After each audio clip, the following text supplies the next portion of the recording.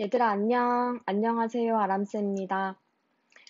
오랜만에 온라인으로 또 수업을 하게 됐는데, 우리가 1학기 때는 문학으로 수업을 했지만, 2학기 때는 선생님이랑 화법과 작문에 대해서 수업을 한번 해보도록 하겠습니다. 그래서 우리 오늘은 오리엔테이션 후에 첫 시간, 화법과 작문의 본질 12페이지 펴시고 같이 수업 들으면 되겠습니다.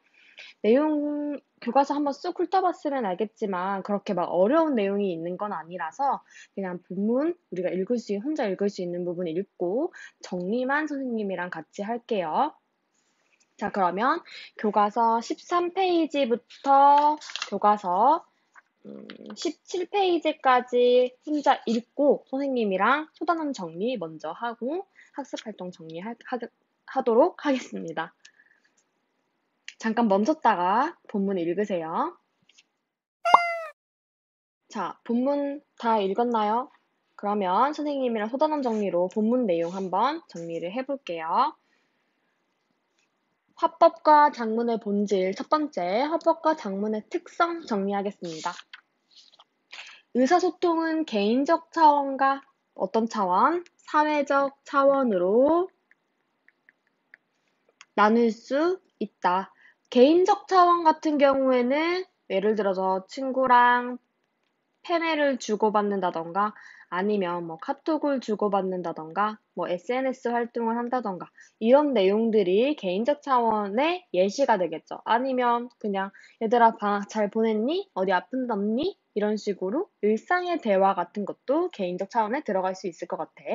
자, 사회적 차원 같은 경우에는 어떠한 것들이 예시가 될 수 있을까? 우리가 하는 것들 중에서는 학급 뭐 규칙 회의를 한다든지 선생님들 교직원 회의를 한다든지 아니면 강연을 하는 거, 뭐 신문, 사설, 칼럼 같은 거. 그리고 요즘은 그 국민청원과 같은 그런 민원글을 올리는 것도 사회적 차원의 의사소통이라고 볼 수가 있겠죠. 자, 그러면 두 번째도 내용 정리를 해보면 사회적 의사소통 행위는 공동체 구성원들이 공유하는 의견이 되어서 사회에 영향을 미치는 것. 그리고 화법과 작문을 통해 의사소통 문화를 형성을 해서 그 문화는 다시 구성원 개개인의 의사소통 활동에 다시 영향을 준다는 것. 그래서 교과서에서는 예시가 다양한 층위에 대해서 이제 층위에서 그 의사소통 문화가 존재를 해서 뭐 청소년 문화가 따로 있고 각 나라별로 문화들이 따로 있고 그다음에 뭐 그 가족의 문화가 따로 있고 뭐 이런 것들이 예시로 등장을 하고 있었습니다. 자, 그다음 두 번째 화법과 작문의 기능 한번 정리를 해볼게요. 자아 성장에 기여한다는 내용인데 우리가 화법과 작문을 통해서 자신을 객관적으로 인식을 하게 됨으로써 자아 형성에 도움이 된다라고 정리를 할 수가 있겠죠. 우리가 어릴 때부터 들었던 말들, 우리가 어릴 때부터 읽었던 글들이 내가 어떤 사람인지를 인식하게 된다는 거. 그래서 내가 어떤 사람이야? 라고 생각하는 자아 형성에 도움이 된다. 그리고 경험이나 성찰을 글로 쓰면 삶의 의미를 새롭게 발견하고 자기 자신을 한층 더 깊이 이해할 수가 있다. 이거 우리 맨날 하는 거잖아. 아, 오늘은 스터디 플래너나 뭐 일 같은 거 쓰면서, 아, 오늘은 요만큼밖에 못했는데, 내일은 이만큼 더 해야지. 내일부터는 진짜 열심히 살아야겠다. 뭐 이렇게 하면서 내가 이제 자아를 성찰하고, 내가 내일은 좀 더 멋있게 살아야지. 라고 생각하는 그런 부분들을 생각을 하면 되겠죠. 그래서 이렇게 화법과 작문은 우리가 잘하는데 자아 성장에 기여를 하고 있다. 그다음에 두 번째는 공동체 발전에 기여를 한다는 건데 긍정적 자아 정체성을 바탕으로 해서 다른 사람과 원만한 관계를 형성하고 활기찬 공동체를 만드는 것. 그리고 다양한 의사소통에 참여함으로써 공동체의 문제를 해결하는 것. 이런 예시들을 들 수가 있겠죠.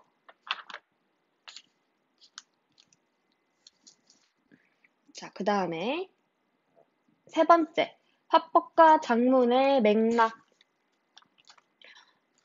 담화나 글을 수용하거나 우리가 받아들이거나 아니면은 생산하는 활동, 내가 이렇게 글을 쓰거나 말을 하거나 이렇게 표현하는 활동에서 작용하는 배경, 배경, 화자나 필자, 청자나 독자, 주제, 목적, 매체, 담화나 글의 유형 등이 포함된다. 그래서 이 화법과 작문의 맥락은 이렇게 개념 정리를 할 수가 있겠고, 우리가 맥락에 따라서 구체적인 내용과 표현 방식이 달라질 수 있으므로 다양한 의사소통 상황에 맞게 맥락을 고려해서 말을 하거나 글을 써야 한다. 이게 너무 당연하지만 잘 못 지키는 사람들도 있죠. 그러니까 공식적인 상황에서는 아니면 선생님한테 말할 때는 어떻게 말을 해야 하는지, 친구한테 얘기할 때 어떻게 해야 하는지, 뭐 어떠한 맥락에 따라서 말하는 방법, 아니면 글을 쓰는 방법, 이런 것들에 대해서 이야기를 해주고 있었습니다. 그러면 이 단원의 핵심 내용 이렇게 정리를 하고 학습 활동 같이 보도록 하겠습니다.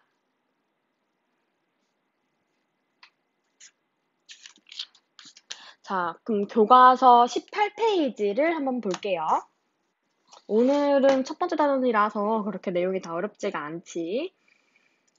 자, 다음 두 글을 읽고 사회적 의사소통 행위로서 화법과 작문의 특성을 알아보자.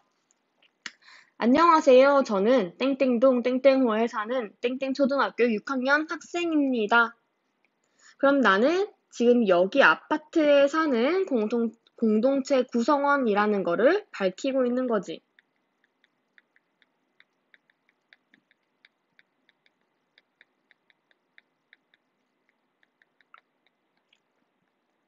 자, 그런데 보니까 관리비 줄이기 위해서 경비 아저씨들의 인원을 줄이기로 했다.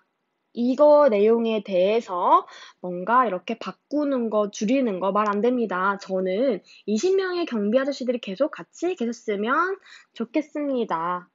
그 다음에 내일 투표할 때 경비 아저씨들 처지도 생각해보고 투표를 하셨으면 좋겠습니다. 라고 이야기를 하고 있는 경비원 감축안에 반대하는 글이었고, 그 다음에 나글 같은 경우에는 누리꾼이 글을 보고 이제 SNS에 쓴 글인데, 감축안에 대한 안내문이 붙었고 이런 내용이었다. 근데 이 각박한 인심이 우울했는데 보니까 감축안 반대하는 글들이 여러 장이 있었다. 이런 주민들 같이 산다는 게 뿌듯하다라는 자기의 정서를 드러낸 글이었지. 자, 그럼 이거를 바탕으로 학습활동 한번 정리해 보도록 하겠습니다. 자, 가를 쓴 학생이 글을 쓴 목적을 말해보고 이 글이 주민에게 어떤 영향을 주었을지 일단은 첫 번째 그 초등학교 6학년 학생이 쓴 글, 이 목적은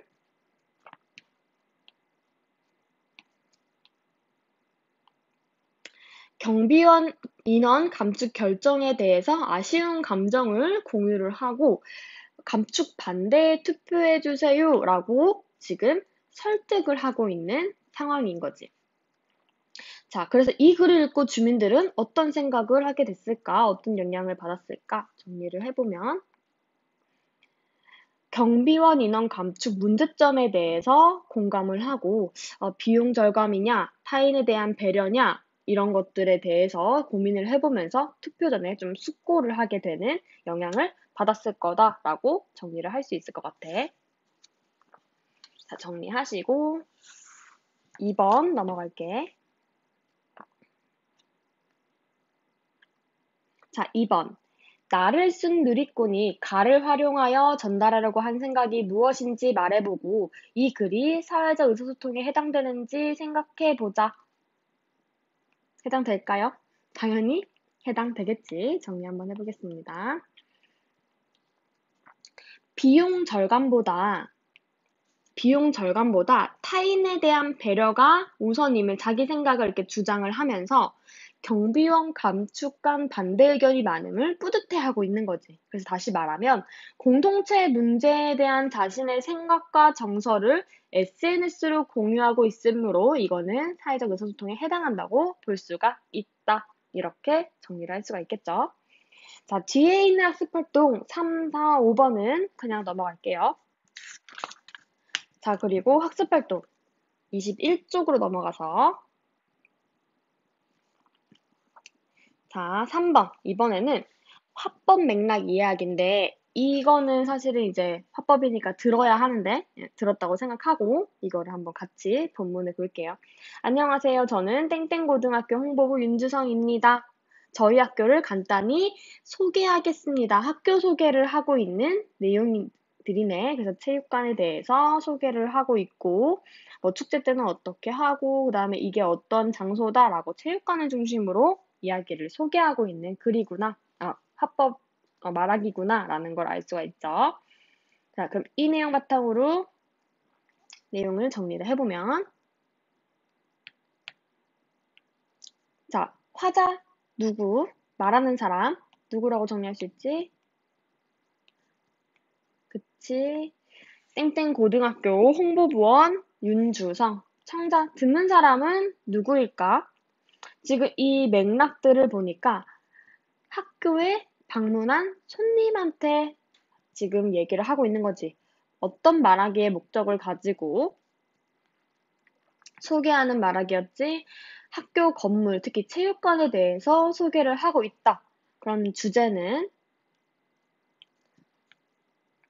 학교 홍보를 주제로 하고 있는 글이구나 라는 거를 말하기구나 라는 거를 알 수가 있는 거지.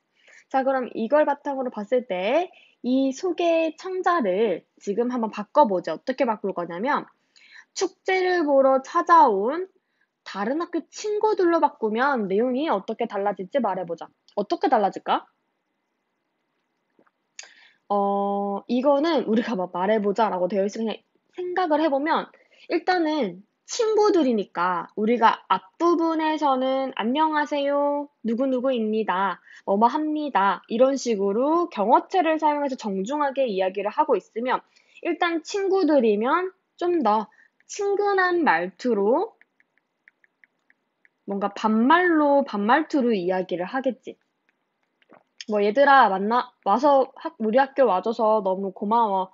우리 학교 뭐 처음 와보지? 뭐 이렇게 하면서 저기는 체육관이고 저기에서 좀 축제를 보러 왔으니까 뭐 첫 번째 공연은 뭐고 두 번째 공연은 뭐야. 그러니까 맨 마지막에 특히 우리 학교의 하이라이트인 어떤 동아리가 공연을 하거든? 이거 꼭 보고 가. 이런 식으로 좀 편하게 목적도 달라지겠죠. 자, 그럼 이거 내용 바탕으로 해서 1, 2를 바탕으로 해서 말을 할 때 아까 우리가 소단원 정리해서 했던 것처럼 맥락을 고려해야 하는 이유를 말해보자. 자, 그러면 이 내용도 정리를 한번 해보면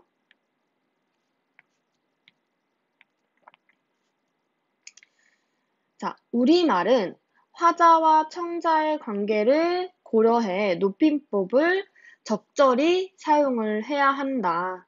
그래서 화자와 청자의 관계를 고려해서 높임법 적절히 사용해야 된다. 그래서 우리 딱 그 3번의 보기 박스 안에 있는 말과 그 다음에 선생님이 2번에서 이렇게 얘기했겠지 했던 말과 가장 큰 차이는 높임법을 사용하는 것과 반말투를 사용하는 게 가장 크게 달랐지. 그래서 첫 번째 말하기는 학교를 홍보하는 공식적인 말하기 상황이기 때문에 정중한 화법을 사용을 하고 있고 학교 공간과 학교 생활에 대한 정확한 안내로 학교에 대한 호감을 좀 갖도록 하는 말하기였고 그 다음에 두 번째는 친구한테 축제 소개하는 거였으니까 행사 구성이랑 순서를 좀 간략하게 안내를 해주고 반말투로 친근하게 말을 건네서 듣는 청자가 편안하게 느끼도록 축제를 좀 그래서 즐길 수 있도록 얘기를 하고 있는 거지. 그래서 얘기를 하면 이처럼 말을 할 때에는 맥락을 고려해서 이야기를 하는 게 상황에 적절한 말을 할 수가 있는 거야. 여기에서 고려했던 맥락들 어떤 거 있었을까? 일단은 첫 번째 말하기에서는 학교를 방문한 손님이었고, 그 다음에 두 번째 말하기에서는 다른 학교 친구들이었으니까, 화자와 청자의 관계 고려하고 있고, 그 다음에, 말하기의 목적이 달랐지.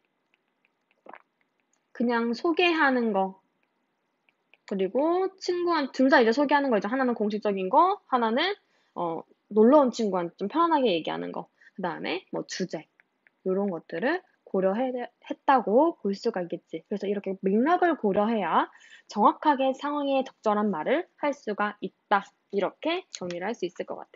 우리 오늘 수업 내용은 여기까지고 다음 시간에는 우리가 장문 포트폴리오 활동을 할 건데 자, 다음 시간에는 여기 요 페이지, 20페이지 활동해서 단톡방에 정리를 해서 올리면 되는데 살아오면서 들은 말 가운데 나에게 영향을 준 말들, 요 말들도 한번 정리를 해보고, 그다음에 우리가 짝이랑 같이 활동을 하면 좋을 텐데, 그러지 못하니까 그냥 짝과 함께가 아니라 그냥 자기 자신에게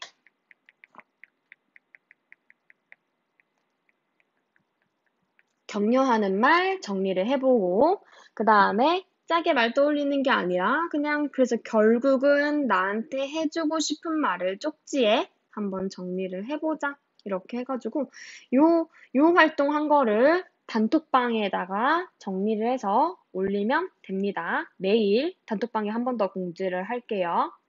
자, 그럼 오늘 수업은 여기까지 하도록 하겠습니다. 듣느라 고생 많았어요. 다음 시간에 봅시다.